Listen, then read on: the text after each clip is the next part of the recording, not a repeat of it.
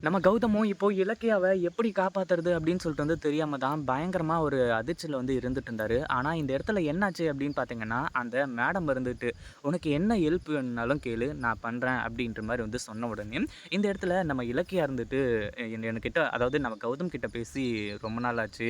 நான் இங்க என்னைக்கு வந்தனோ, அன்னைக்கு பார்த்தீங்கன்னா கௌதம் கிட்ட பேசுனது. நான் கௌதம் கிட்ட ஒரு வார்த்தை பேசணும், அதாவது ஒரு விஷயம் பேசணும் அப்படின்ற மாரி சொன்னதுக்கப்புறமா, "சரிம்மா வா நான் உனக்கு ஃபோன் பண்ணி தரேன்." அப்படின்ற மாரி சொல்லி நான் ஃபோன எடுத்து நம்ம கௌதம்க்கு பார்த்தீங்கன்னா, ஃபோன் பண்ணி குடுக்குறாங்க. அதுக்கப்புறமா கௌதம் கிட்ட நடந்த விஷயத்த எல்லாத்தையுமே சொல்றாங்க. அதாவது இந்த மாரி தான் நான் சொல்ற மாரி கேளுங்க. அது மட்டும் இல்லாம நீங்க என்ன பண்ணிட்டுருக்கீங்க? எப்படி இருக்கீங்க? அப்படின்ற மாரி கேட்டதுக்கப்புறமா, இந்த இடத்துல நம்ம கௌதம் சொல்றாரு, இந்த பைரவி இப்படி தான் சொன்னாங்க. பைரவிக்கு கொஞ்சம் கூட பார்த்தீங்கன்னா, நம்ம மேல பாசமும் இல்ல, ஒண்ணும் இல்ல. அப்படி இப்படின்ற மாரி சொல்றது மட்டும் இல்லாம அடுத்ததா பார்த்தீங்கன்னா, இப்போ அவங்க பண்ணது எல்லாத்தையுமே சொன்னதுக்கப்புறமா, இவ்ளோ கேவலமானவங்களா இருப்பாங்கன்னு சொல்லிட்டு நான் கொஞ்சம் கூட எதிர்பார்க்கல அப்டின்ற மாரி கௌதம் கிட்ட சொல்ல ஆரம்பிச்சுட்டாங்க. அடுத்ததா நம்ம கௌதம் இருந்துட்டு, இப்போ உன்ன எப்டி காப்பாத்துறதுன்னு சொல்லிட்டு எனக்கு தெரியல இலக்கியா. நீ இப்போ வசமா சிக்கியிருக்க.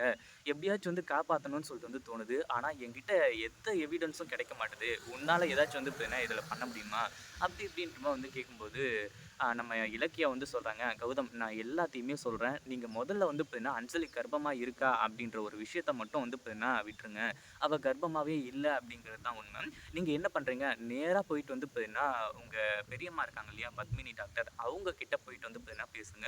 நான் இந்த மாரி தான் ஜெயில்ல இருக்கேன். நீங்க இப்ப கூட உண்மைய சொல்லல அப்படின்னா, கண்டிப்பா என் பொண்டாட்டிய நான் ஜெயில்லயே இழந்துருவேன் அப்படின்ற மாரி சொல்லுங்க. அதுக்கப்புறம் அவங்களே பார்த்தீங்கன்னா, ஏதாச்சும் ஒரு விஷயம் பண்ணுவாங்க அப்படின்ற மாரி சொன்னதுக்கப்புறமா நம்ம கௌதமும் நேரா கிளம்பி பார்த்தீங்கன்னா, இப்ப அங்க போக ஆரம்பிச்சுறாங்க. அதாவது பத்மினி டாக்டர் கிட்ட போயிட்டு, பெரியம்மா நான் உங்கள தேடி தான் வந்திருக்கேன். இலக்கியாவ காப்பாத்துறதுக்கு உங்களால மட்டும் தான் முடியும். நீங்க அஞ்சலிய செக் பண்ணதுக்கு அப்புறமா, அஞ்சலி கர்ப்பமா இருக்கான்னு சொல்லிட்டு சொன்னீங்க. ஆனா இது உண்மதானா?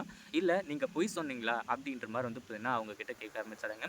ஆரம்பத்துல அவங்க இல்ல நான் உண்மைய தான் சொன்னேன். அப்படி இப்படின்ற மாரி சொல்லும்போது நாங்க ஏற்கனவே ரொம்ப கஷ்டப்பட்டுட்டு இருக்கோம்னு சொல்லிட்டு உங்களுக்கே நல்லாவே தெரியும். எனக்கு இலக்கியா, அவளுக்கு நான் சொல்லிட்டு தான் இப்ப வாழ்ந்துட்டு இருக்கோம். இப்ப கூட நீங்க உண்மைய சொல்லல அப்டின்னா, இலக்கியா பார்த்தீங்கன்னா ஜெயில்லயே இருக்கணும். நானும் பார்த்தீங்கன்னா இங்க இப்படியே ஒரு பைத்தியக்காரன் மாரி சுத்திட்டு இருப்பேன். அப்டின்ற மாரி சொன்னதுக்கு அப்புறமா, அவங்க பொண்ணு சொல்றாங்க, "ஏம்மா இந்த ஒரு விஷயத்த என்கிட்ட அதாவது இத பத்தி என்கிட்ட சொல்லல.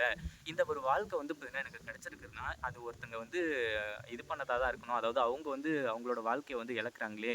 நீங்க அந்த உண்மைய சொல்லிடுங்க. இங்க என்ன நடந்தாலும் சரி, இப்பவே நான் என் புருஷன்கிட்ட சொல்லிடுறேன் அப்படின்னு சொல்லிட்டு, அவங்க பொண்ணு இருந்துட்டு பார்த்தீங்கன்னா, புதுசா கல்யாணம் பண்ணாங்க இல்லையா? அவங்க கிட்ட இந்த மாரி தான் நடந்துச்சு. இந்த தப்புலாம் நடந்துச்சு அப்படின்னு சொல்லிட்டு உண்மை எல்லாத்தையுமே சொல்லிடுறாங்க.